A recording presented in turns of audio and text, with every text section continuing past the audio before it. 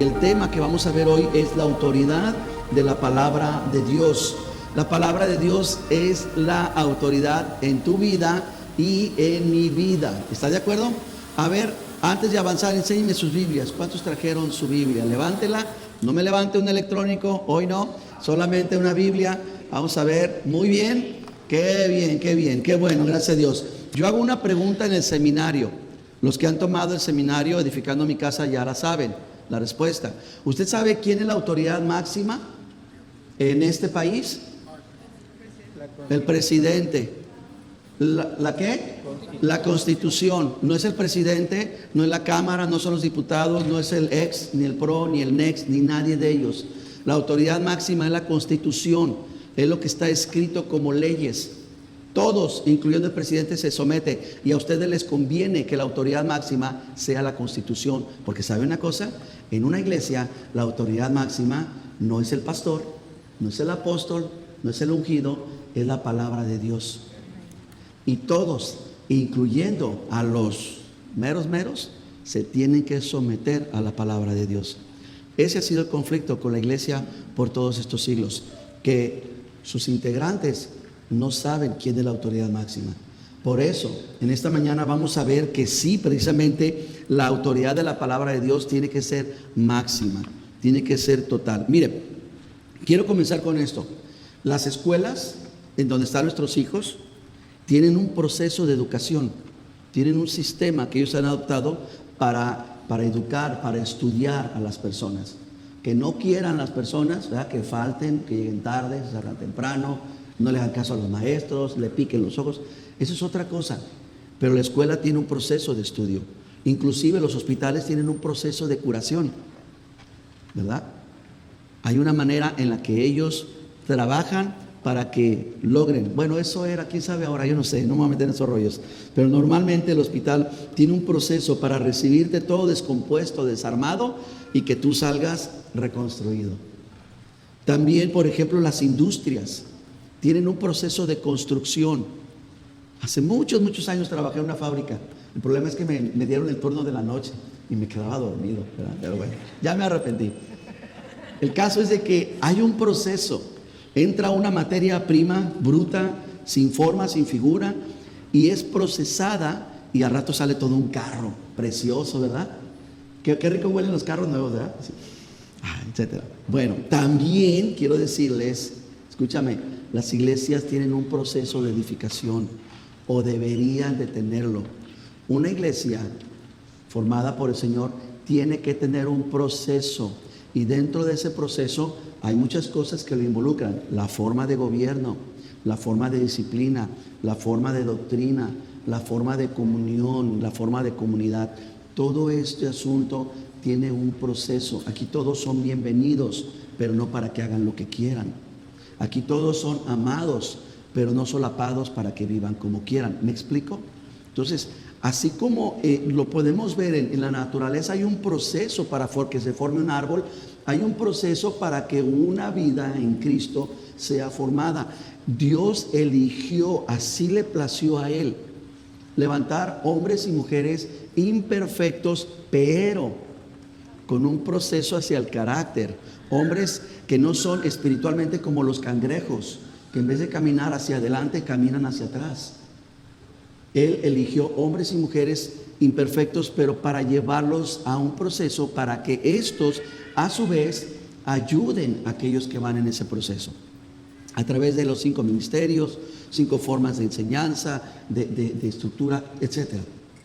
Todo esto tiene un proceso. Ahora, yo quiero hacer una encuesta. Vamos a hacer una pequeña encuesta, un pequeño estudio rápido. ¿Me ayudan, por favor? Ayúdenme, ¿ok?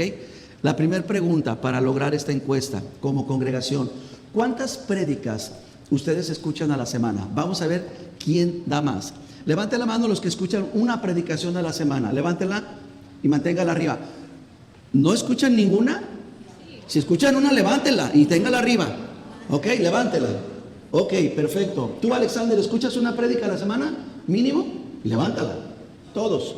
Ok, los que escuchan 2 prédicas a la semana, manténganla arriba. Los que nada más escucharon una, bájenla. Los que escuchan 3 prédicas a la semana, Si tú no escuchas 3 prédicas, baja tu mano. Si tú no escuchas 4, baja la mano. Estás escuchando más de 4, obviamente. Si tú escuchas 5 prédicas a la semana, mantén tu mano arriba. 6 prédicas a la semana, ok. No la bajen todavía. Los que están escuchando 6, levántela. 7 prédicas a la semana, ok. Oh, good, ¿verdad? Dice el gringo. 8 prédicas a la semana. Santo Dios, ganaron 2, ¿verdad? A ver, 9. A ver, no, manténganla arriba. 9, wow, ok. Bájenla. Qué tremendo. Mi pregunta es, ¿y a qué se dedican? ¿Qué hacemos, Señor? Ok. Vamos a hacer otra. Predicadores. ¿Cuántos escuchan un predicador? ¿O 2 predicadores diferentes? Levante la mano. 3 predicadores diferentes. 4 diferentes. Ok. 5 predicadores diferentes. Ok, 2. A ver, levántela. 5, 6 predicadores diferentes. Ganó mi hermana. Ok, perfecto. La pregunta última. ¿Cuántas prédicas recuerdan? ¿Cuántos recuerdan una prédica de las que escucharon? 2 prédicas, 3 prédicas, 4 prédicas, 5. No, hombre, ustedes están, híjole, yo no me acuerdo ni qué comí ayer. Wow. Ok, véase conmigo Apocalipsis capítulo 1. Vamos a entrar a la palabra. El primer punto que yo quiero hablarles es el siguiente. Hay un Cristo, pero vamos a encontrar con 7 mensajes, es decir, un Cristo que predica 7 mensajes a 7 iglesias. Ahora déjenle digo algo antes de que lo leamos. Vamos a ver a Cristo mismo preparando 7 bosquejos. ¿Está listo? ¿Ya lo tiene? Apocalipsis 1. Léalo conmigo. La revelación de Jesucristo que Dios le dio para manifestar a sus siervos las cosas que sucederán pronto. Y la declaró, esta revelación, enviándola por medio de su ángel. ¿A quién? A su siervo Juan. Ya nos dice qué es lo que hay. Hay una revelación. ¿Quién revela? Dios revela. ¿Qué revela Dios? Revela a Jesucristo. ¿Cómo lo hizo? A través de un ángel. ¿A quién se le entregó? A Juan. Bien, tenemos un proceso aquí como de culto, vamos a decir. Tenemos a un Dios que escribe un mensaje que quiere revelar. Toma a un siervo, que sería, vamos a decir, el predicador. Y este predicador, el ángel, no estoy diciendo que predica, síganme aquí la idea. Él viene y toma a su congregación. ¿De cuántos miembros es la congregación? De 1. Pero le entrega un buen mensaje. ¿Y qué hay en ese mensaje? Una revelación. ¿De quién? ¿Del ángel? ¿De las corbatas que compra? ¿Lo que le cuestan los zapatos? ¿De eso? ¿O de qué le revela? A Cristo. ¿Qué debemos de revelar los predicadores? ¿Verdad? Bien fácil. Es muy sencillo.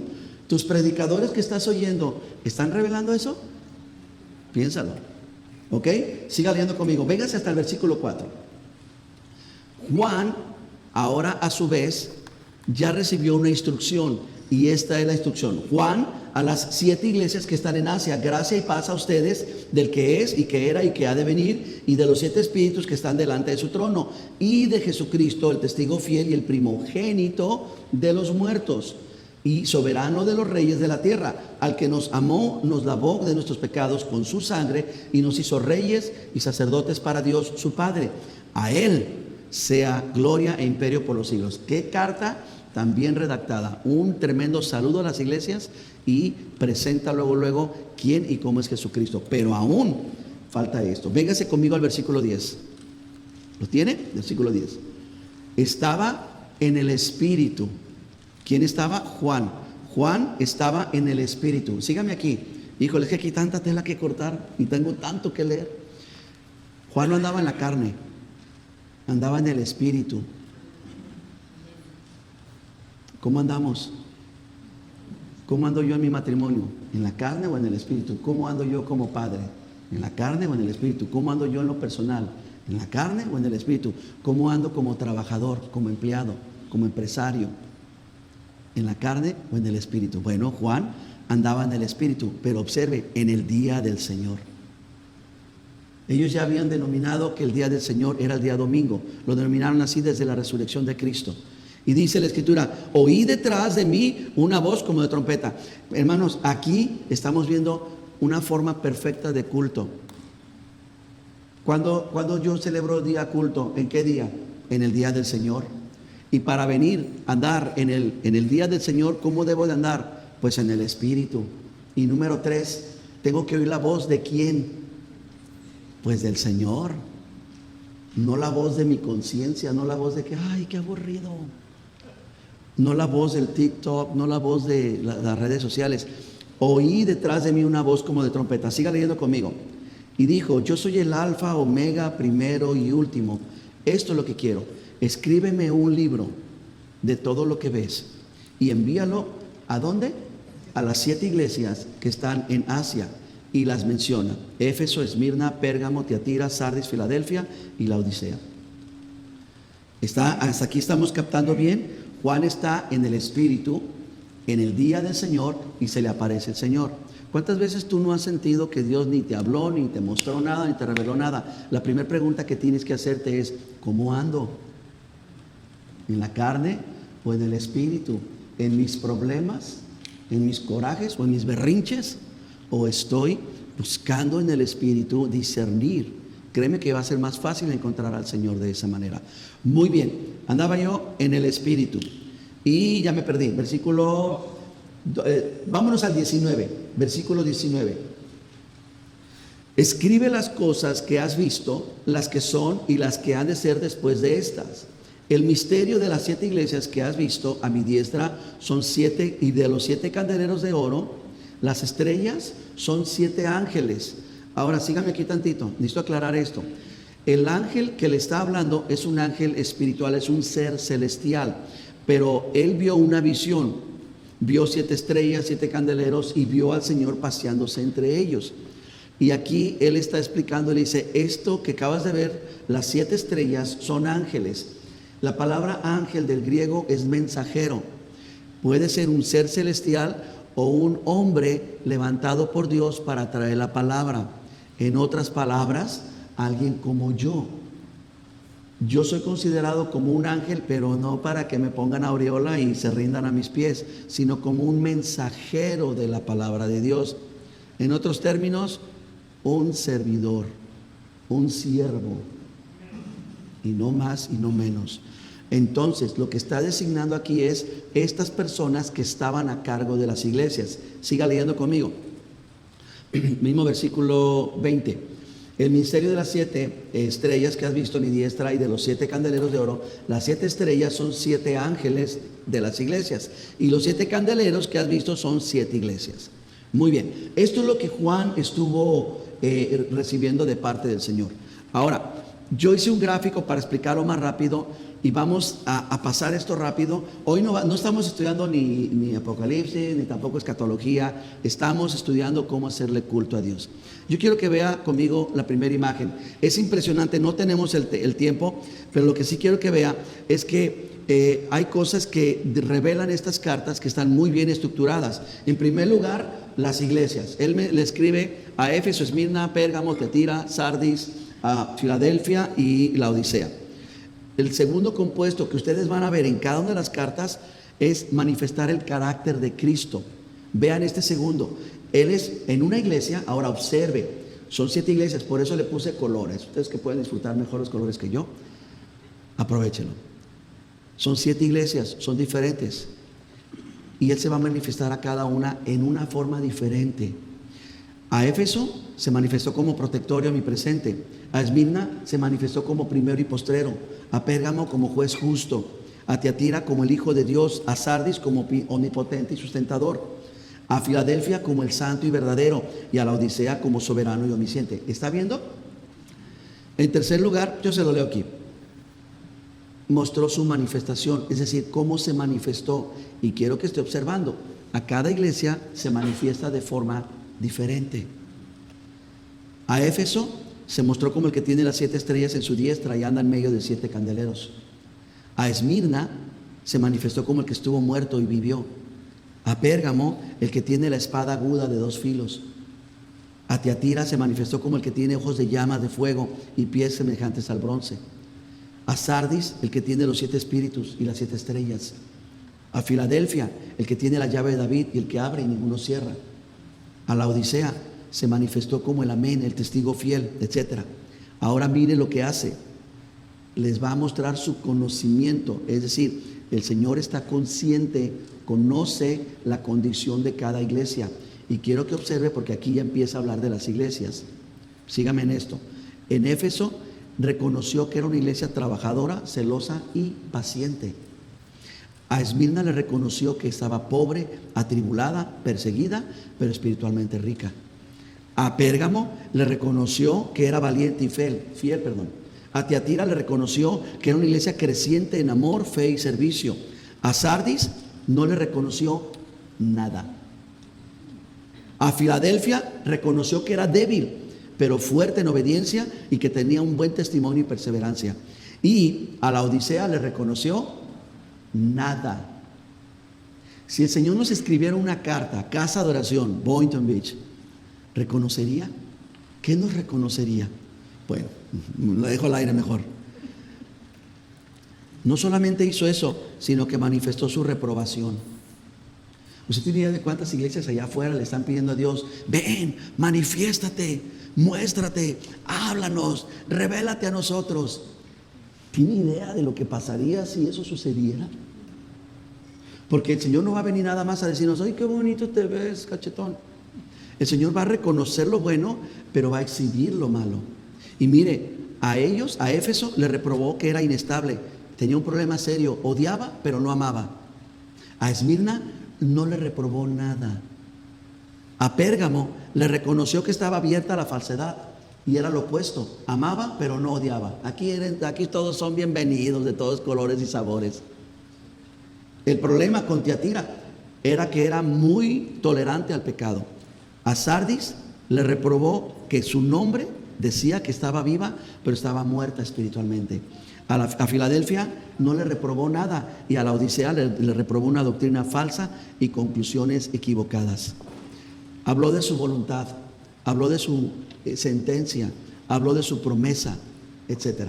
Lo que yo quiero que usted observe de lo que le estoy aquí poniendo es que, número 1, le escribió a 7 iglesias. ¿Por qué le escribió a 7 iglesias? ¿Eran todas las iglesias que existían en el mundo? ¿Que no habían más iglesias? Sí, estaba la de Jerusalén, estaba la de Antioquía. Ya este hombre, el eunuco, ya se había ido a África, y los registros dicen que ya se habían levantado iglesias allá. ¿Por qué nada más le escribe a 7 iglesias? Porque el que estaba a cargo de esas 7 iglesias era Juan. Ahora escúchenme. La única razón que a mí me mueve el que nuestros mensajes estén en redes sociales son las personas que el Señor pone que pastoreemos. No es para hacernos famosos, ni para que tengan los tantos likes. Porque Juan, en este caso, él estaba a cargo de las 7 iglesias, así como Dios pone a pastores a cargo de cierto grupo. Juan recibió las visiones, y estas visiones que recibió obviamente establecieron el futuro de México, del mundo. También de México. Ministraba Juan. Escúchame, lo que sucedió es que Pablo levantó la iglesia en Éfeso, y Pablo tuvo que despedirse porque él ya no iba a poder continuar. Juan estuvo haciendo el ministerio, y por alguna causa el Señor lleva a Juan para que tome nuevamente Éfeso. Después de Pablo estuvo Timoteo un tiempo pastoreándole la iglesia de Éfeso, y después Juan, por alguna razón, vino a ejercer el ministerio allí. Y Juan hizo un trabajo tremendo, porque estando en Éfeso, el Señor le permitió que se abrieran otras iglesias alrededor de la parte de Asia, en las ciudades alrededor, que ahora es Turquía. Ahora, ministrando estas iglesias, trabajándose en esta obra, fue arrestado.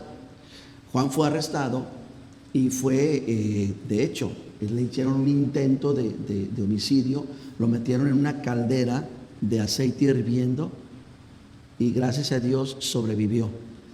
No salió como Sadrach y Abednego, Mesach y Abednego. No salió así, salió, yo puedo imaginarme un Juan desfigurado, un Juan quemado, pero que siguió en el Evangelio, que siguió perseverando. Este Juan fue arrestado y después fue enviado a una isla, y la causa por la que él tiene que escribir cartas es porque ya no puede hacer culto con su iglesia.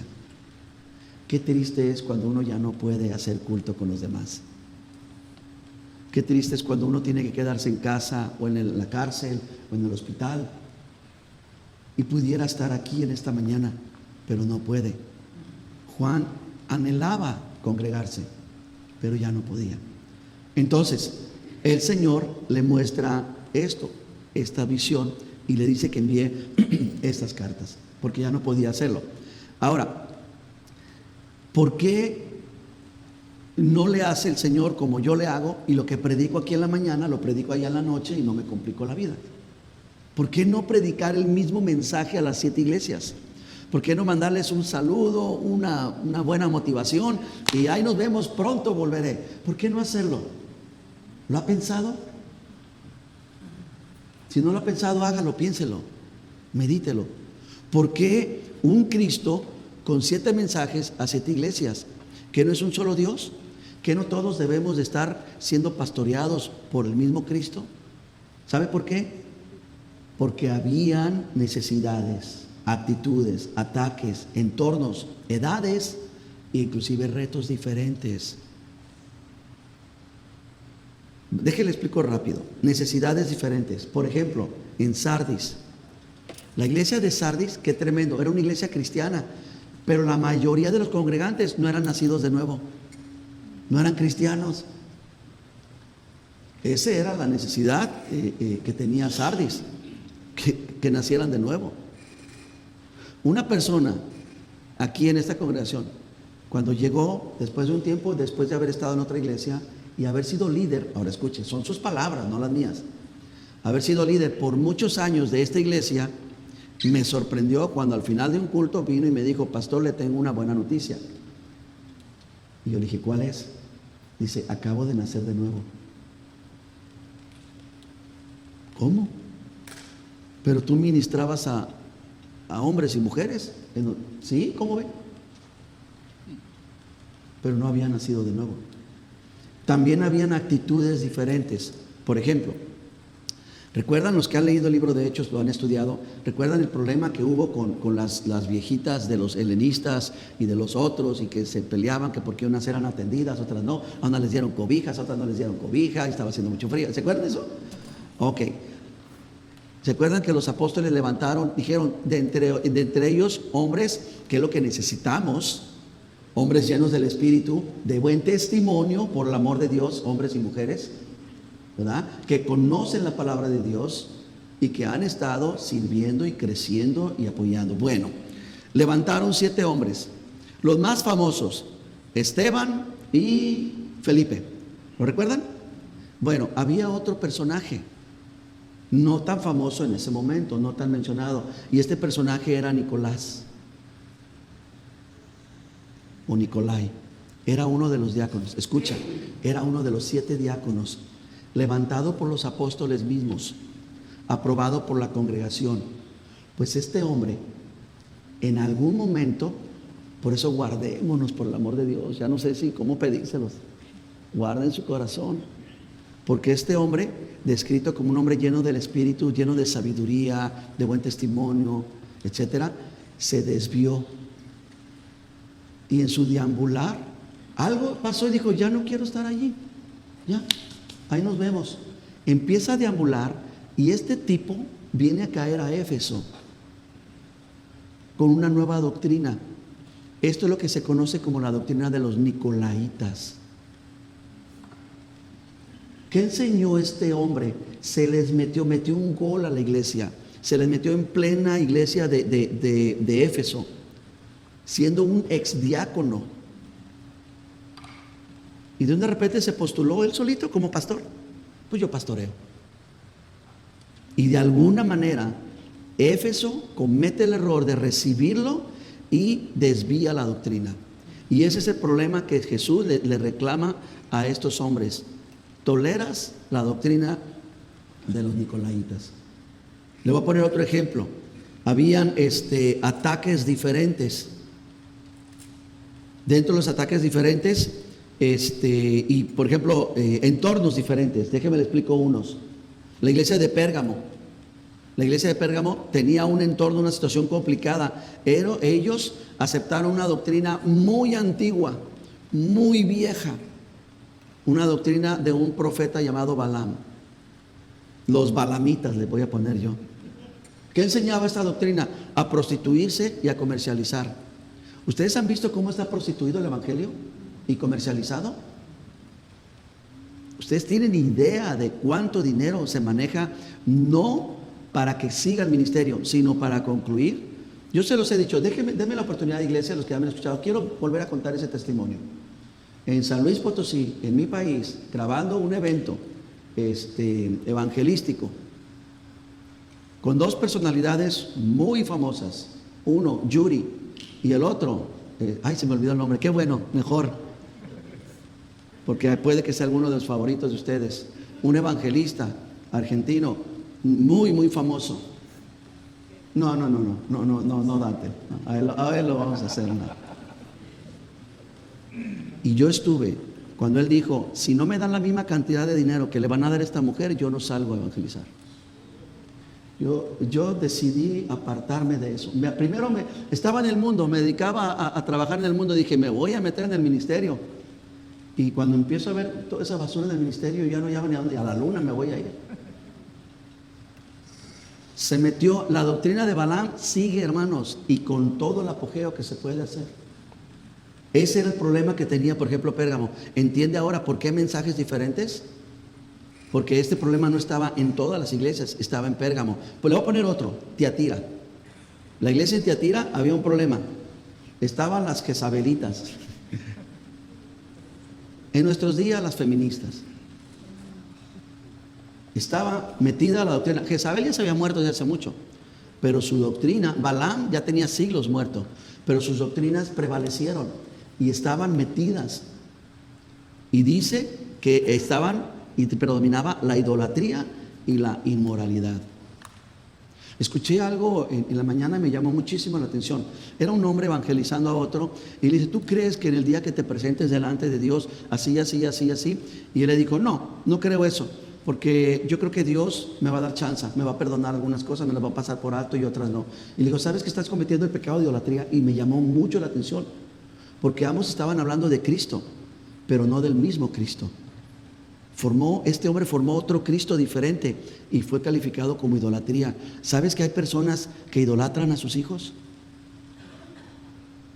Y a mí no me cabe en la cabeza eso. Idolatran al marido, a la mujer. ¿Cómo dicen en mi país? Si no me lo pegas, no me lo quieres. Dame para saber que me amas. O sea, caemos en actos idólatras tan terribles. ¿Qué tal con nuestras mascotas? Y no me voy a meter ahí, no se preocupen, los voy a dejar en paz.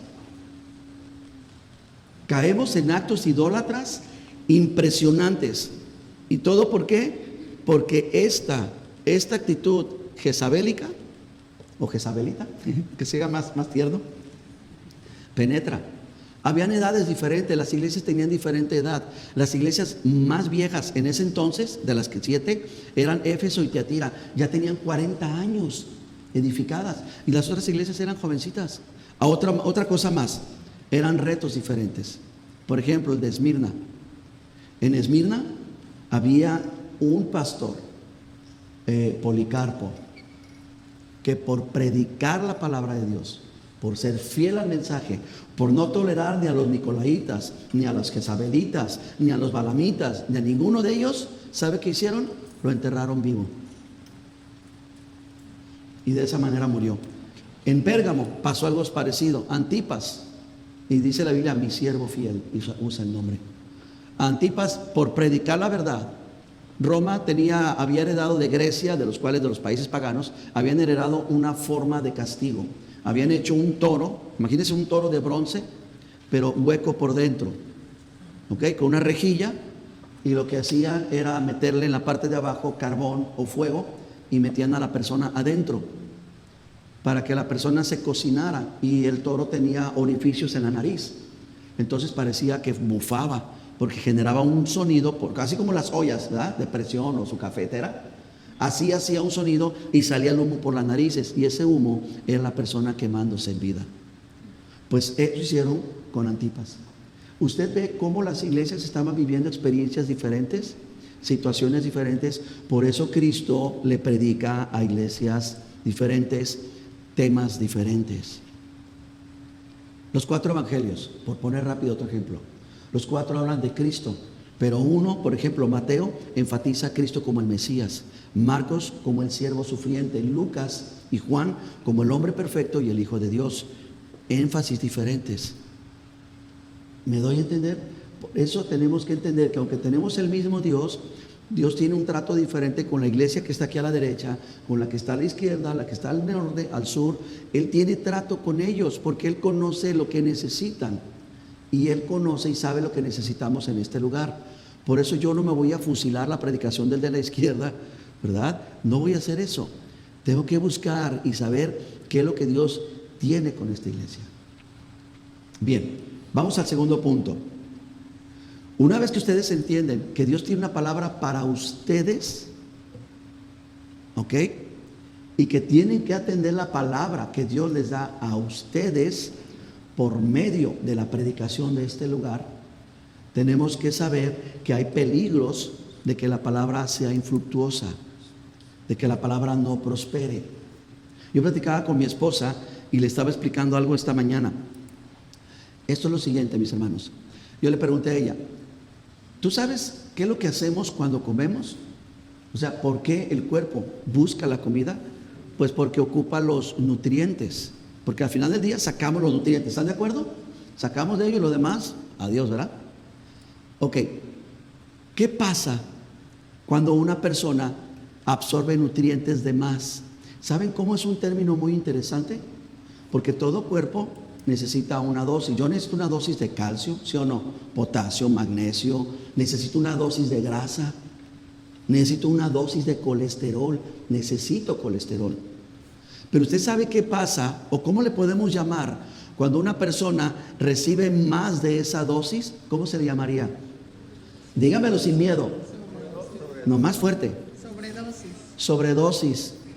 Y nos asustamos de los que andan allá. Y nosotros, hermanos, nos sobredopamos. ¿Qué te dice el doctor? Oye, estás lleno de triglicéridos por todos lados. ¿Sabes qué es eso? Una sobredosis. Me acuerdo que mi esposa se sentía un poquito así media malita hace ya varios meses. Y me dice, voy a tomar vitaminas. ¿Qué era vitamina? ¿B12? B12. Y me dice, ¿tú también? Híjole. Y ahí vamos, ¿verdad?, a un lugar y ya nos estamos metiendo B12. ¿Y cómo te sientes? Pues yo me siento igual. Y decía, yo me siento bien. Y sí, gracias a Dios mejoró.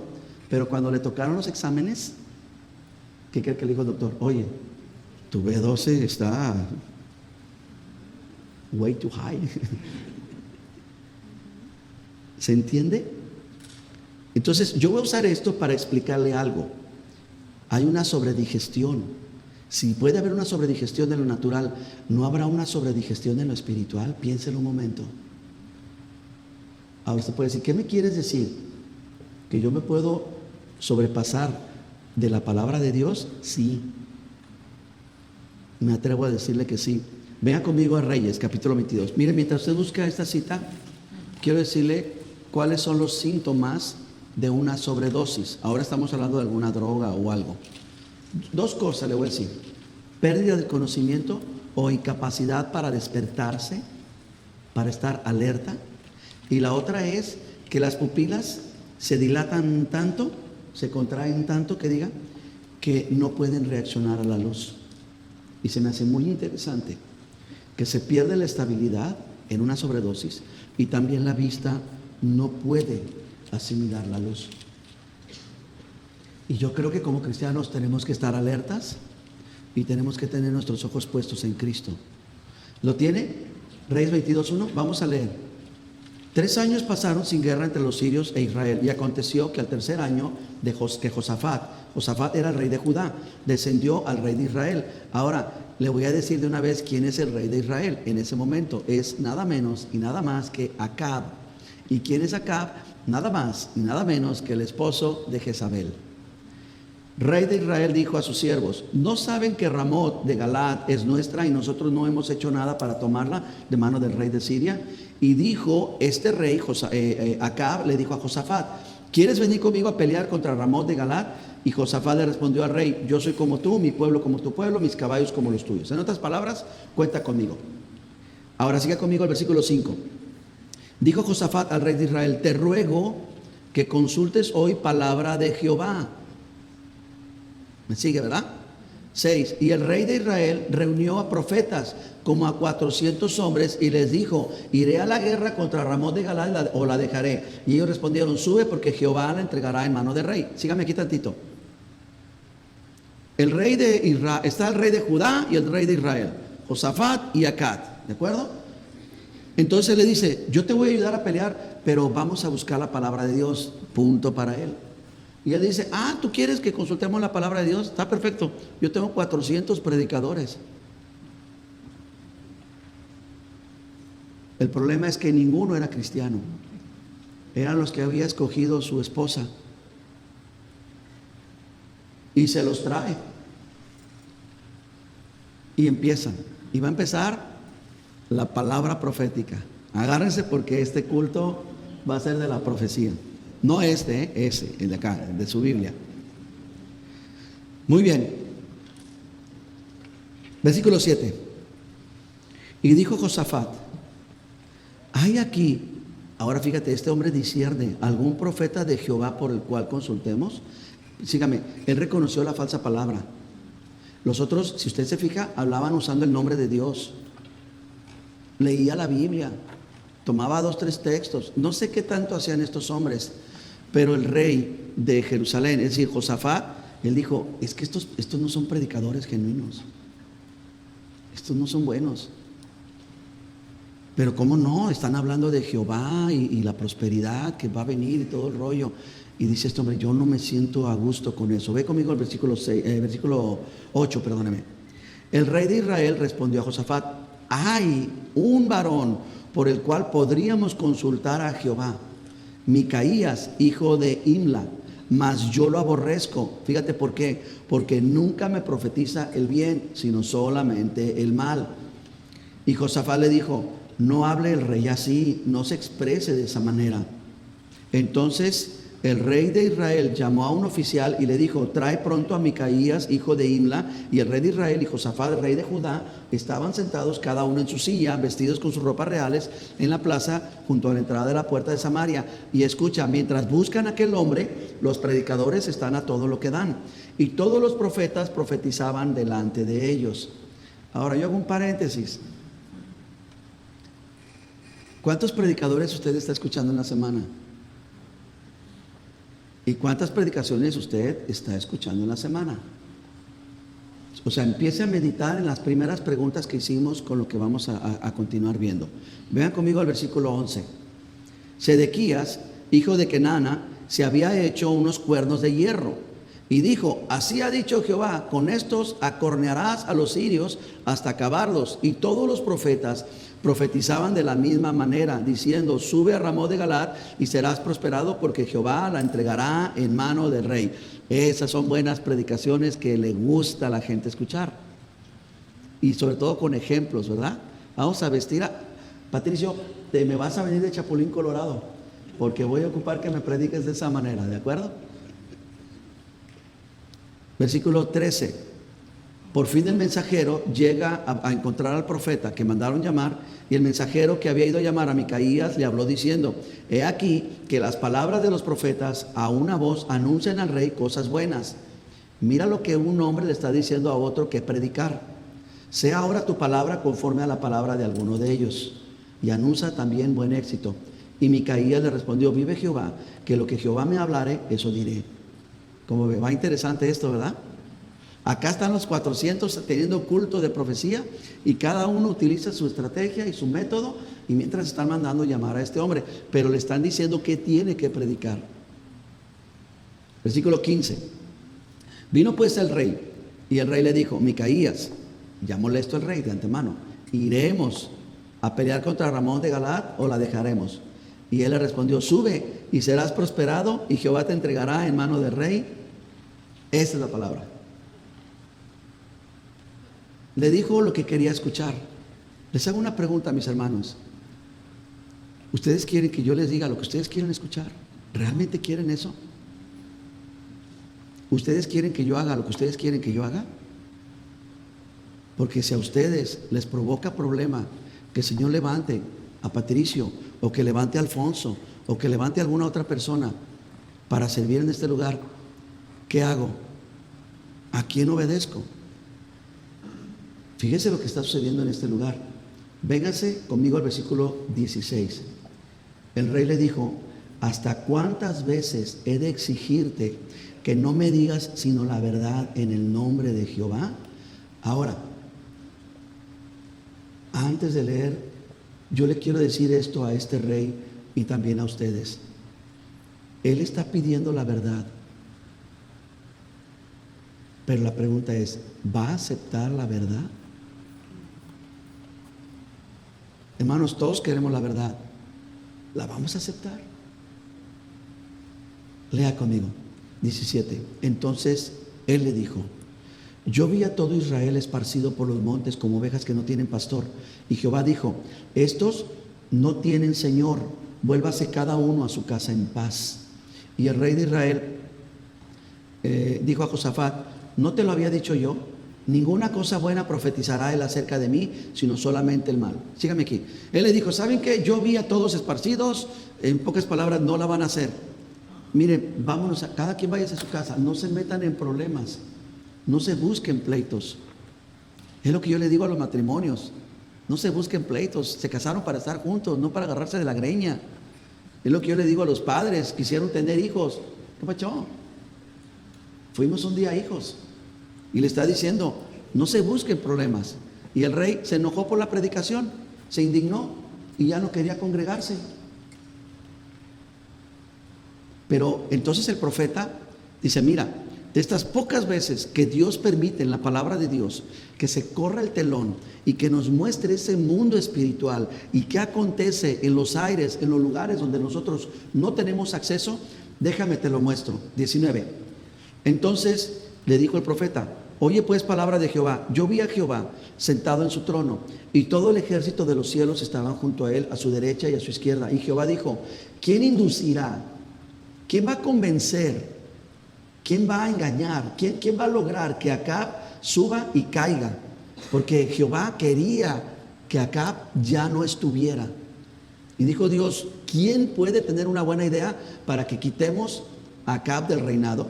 Versículo 21. Y salió un espíritu, 20. Y dice: y un espíritu decía una cosa o de una manera, y otro decía otra cosa. Pero se levantó, versículo 21, un espíritu y se puso de pie delante de Jehová y le dijo: yo lo voy a inducir.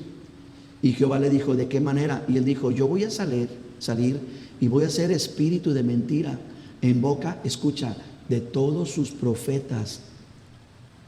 Y le dijo: lo vas a inducir y aún lo vas a conseguir. Ve y hazlo así.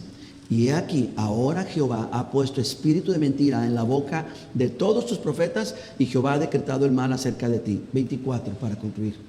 Entonces se acercó Sedequías, hijo de Kenana, y golpeó a Micaías en la mejilla y le dijo: ¿por dónde se me fue de mí el espíritu de Jehová para hablarte a ti? Escucha, ese espíritu no solamente se encargó de engañar al rey, se encargó de engañar a los mismos profetas. Ni siquiera ellos sabían de qué lado estaban. Ahora, este hombre estaba escuchando un montón de predicadores, falsos predicadores. Yo espero que los que tú me dijiste que escuchas no sean falsos ni erróneos, pero te voy a decir una cosa: si tú oyes a hombres que están con la palabra de Dios, quiero que sepas esto, iglesia: no toda la palabra que están predicando es para ti. Como no toda la palabra que era para Sardis era para Éfeso, como para Tiatira, como para Esmirna. Hay una palabra específica que Dios tiene para ti. Iglesia, quédate con ella. Quédate con esa palabra. Abraza lo que Dios te dice y quédate, establécete en esa. Porque sí existe la indigestión espiritual. Porque escuchas a un predicador y a otro y a otro y a otro y a otro. Y lo que Dios quiere hacer contigo no lo puede hacer porque estás indigestado. ¿Se dice así? O indigesto. Estás con una sobredosis. Te voy a poner otro ejemplo. No solamente existe la sobredosis digestiva, vamos a decirlo así. También existe otro que también usé. Y lo voy a usar porque veo que ustedes no pudieron estar con nosotros en la oración. Hipotermia. Le voy a poner hipotermia espiritual. Y les voy a hablar del del discípulo y su acalorado espíritu. Les voy a decir cuáles son los síntomas de la hipotermia. Escalofrío.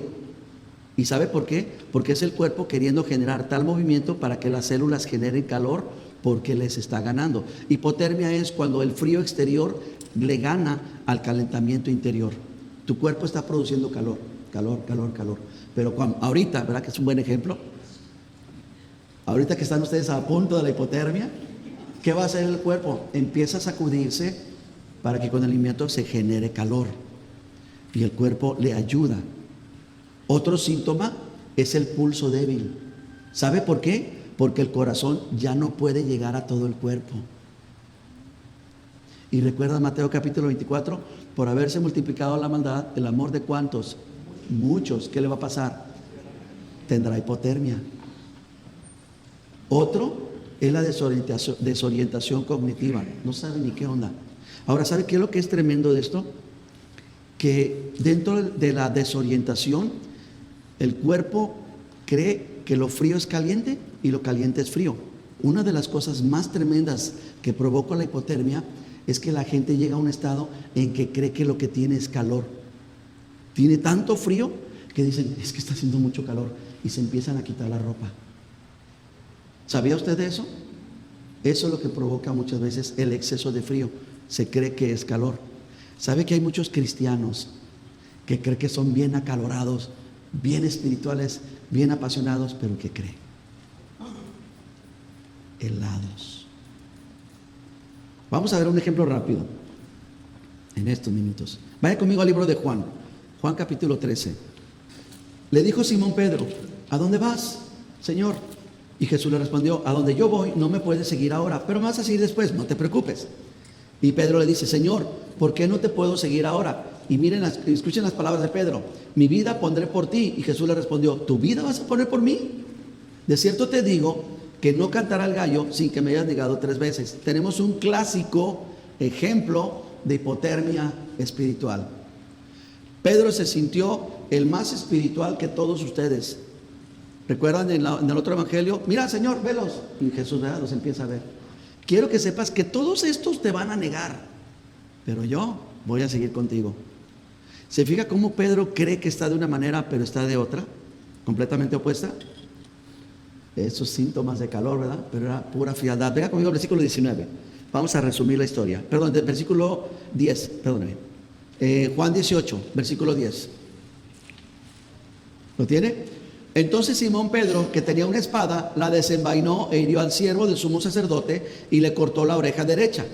Usted sabe que la espada no iba a la oreja, sí sabe eso, ¿verdad? ¿La espada dónde iba? ¿A la cabeza o al cuello? Y el siervo se llamaba Malco. 11. Jesús entonces le dijo a Pedro, mete tu espada en la vaina, la copa que el Padre me ha dado, ¿no la he de beber? Entonces dice la Escritura, que le voy a resumir, que llevan a Jesús arrestado y lo llevan primeramente a Anás, aunque Caifás era el sumo sacerdote, pero como el que movía los hilos detrás de Caifás era Anás, lo llevan a esa casa. Esa casa es tradicional, era una casa grande, con un patio enorme, y tenían una guardia, tipo como los expresidentes tenían su servicio de cuidado, ¿no? de seguridad. Y ahí siempre estaba ocupada esa casa, más porque recuerde que estaban en las fiestas judías. Entonces, véngase conmigo al versículo 15. Y seguían a Jesús, escucha, Simón Pedro y otro discípulo. Este otro discípulo se cree firmemente que es Juan, ¿de acuerdo? El que está escribiendo el Evangelio. De hecho, Lucas nos aclara, dice que seguían a Jesús de lejos. Ahora una pregunta, ¿Jesús es para ser seguido, sí o no? Sí, Él le dijo a todos, sígueme. La pregunta es para ser seguido de lejos? Hay que seguirlo como de cerquita, ¿verdad? Porque si me da frío, oye, tengo frío, Señor, ven, dame una abrazadita porque tengo mucho frío. Dice que lo seguían de lejos. Siga leyendo. Y este discípulo era conocido del sumo sacerdote. Y entró Jesús al patio del sumo sacerdote. Pero Pedro estaba afuera a la puerta. Ahora sígame aquí tantito. Lo voy a poner en contexto. Toman a Jesús y lo llevan al patio, no a la casa. Ahí está la casa y todo esto es el patio. Van juntos Pedro y Juan. Pero llega el momento en que Juan, al ser conocido por el sumo sacerdote, pide pasar y lo dejan pasar. Y Juan ya está en el patio, Jesús ya está ahí amarrado en un poste. Y Juan ve que se le desapareció Pedro. Dice, ¿dónde está Pedro? Pedro, ¿verdad? ¿Dónde anda este Pedro? Y ve que está allá afuera. Y eso es lo que va a suceder ahorita. Versículo 16.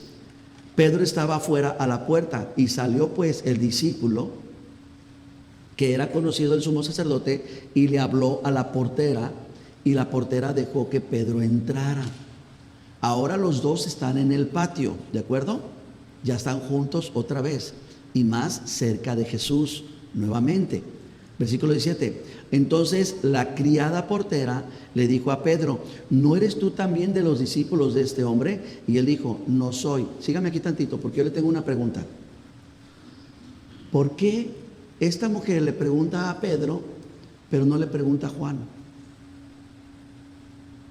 ¿Por qué esta mujer se dirige hacia Pedro y no le hace la misma pregunta a Juan? ¿Por qué? Porque Juan se pasó y se adelantó. Pero Pedro se queda. Pedro comienza a rezagarse y la mujer empieza a preguntarle, ¿no eres tú de los discípulos?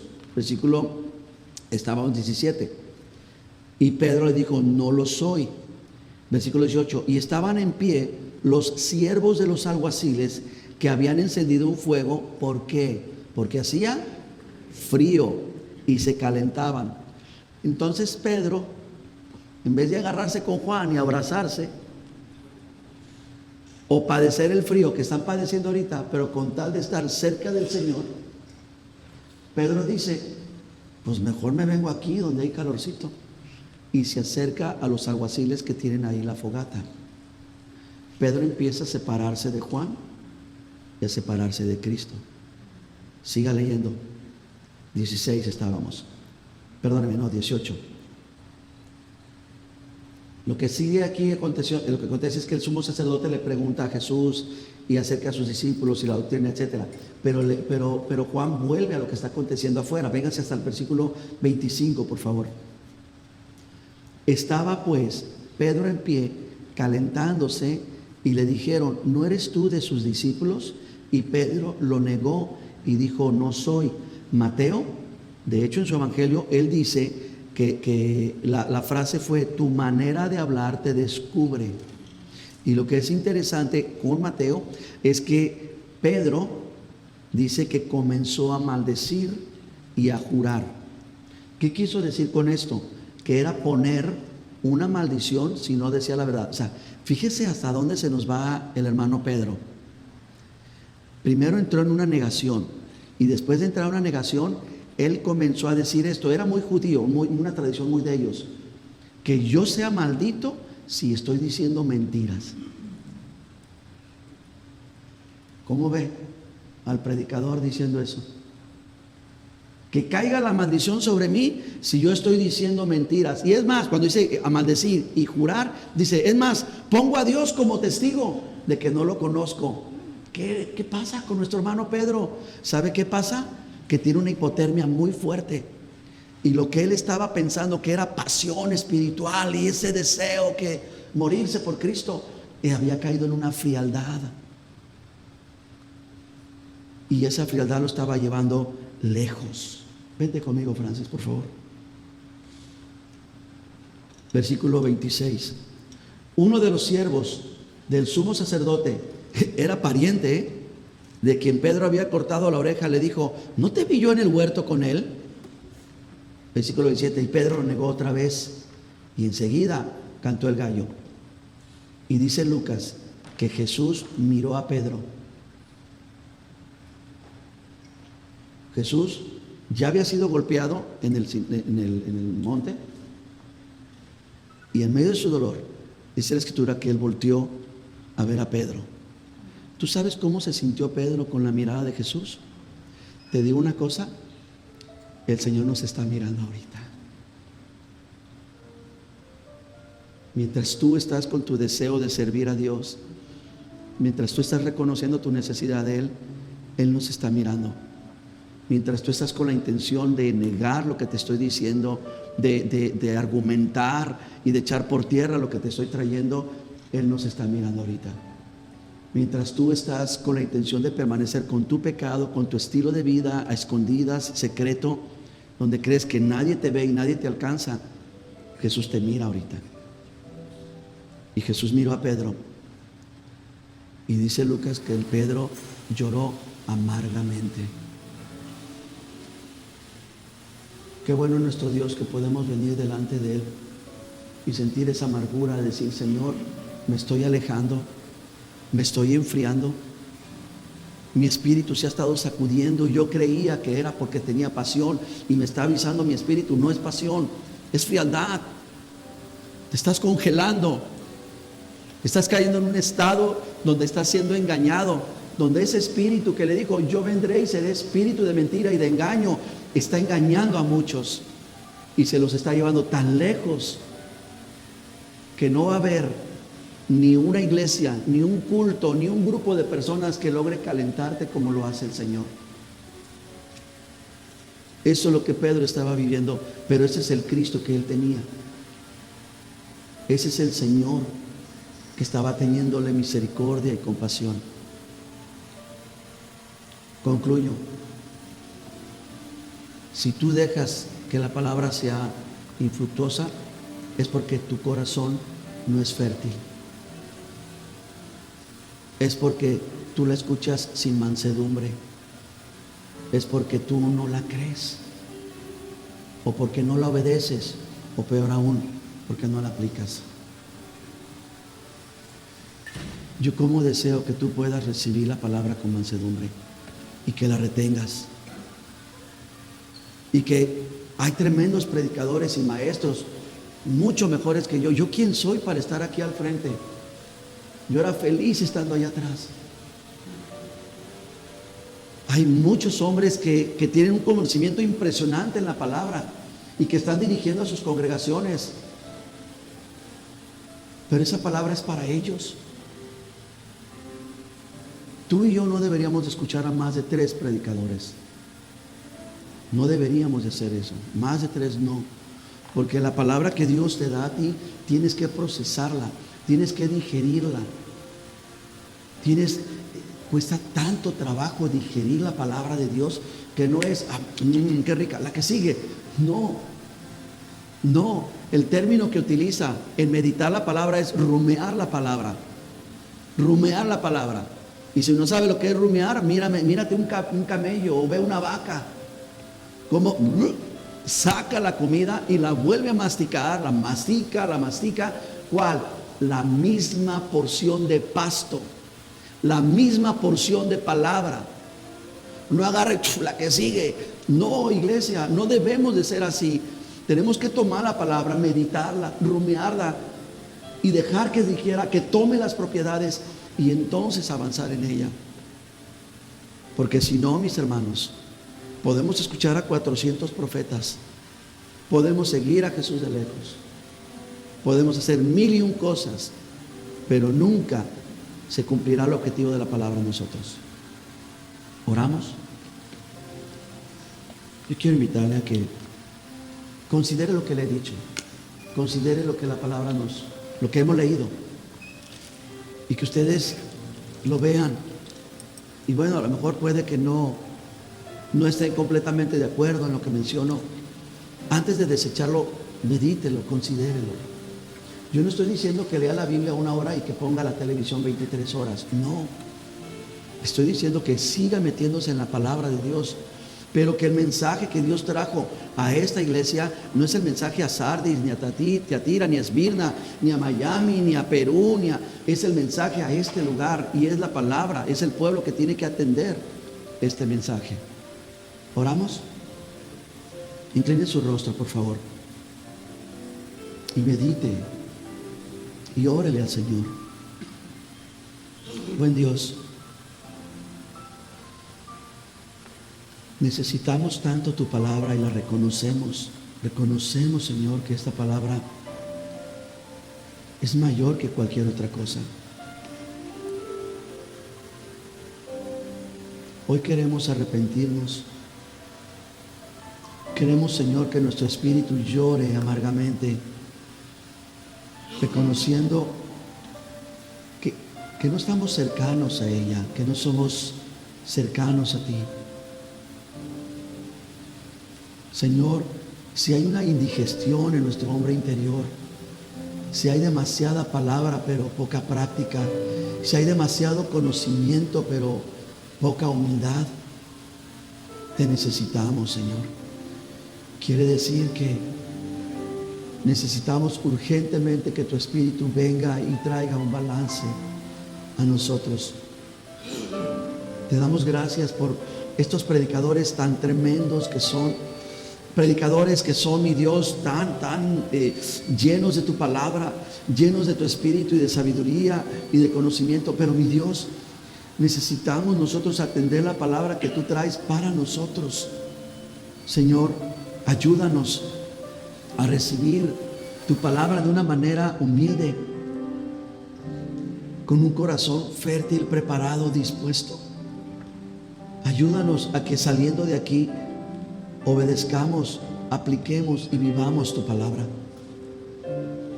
Perdónanos, Señor, porque probablemente nos hemos sentido los cristianos más apasionados, la mejor iglesia de todas, la única, peor aún, creyendo, Señor, que estamos y que tenemos nombre de vivos, pero que estamos tan fríos. Señor, ayúdanos. No queremos ese calor superficial, no queremos ese calor emocional.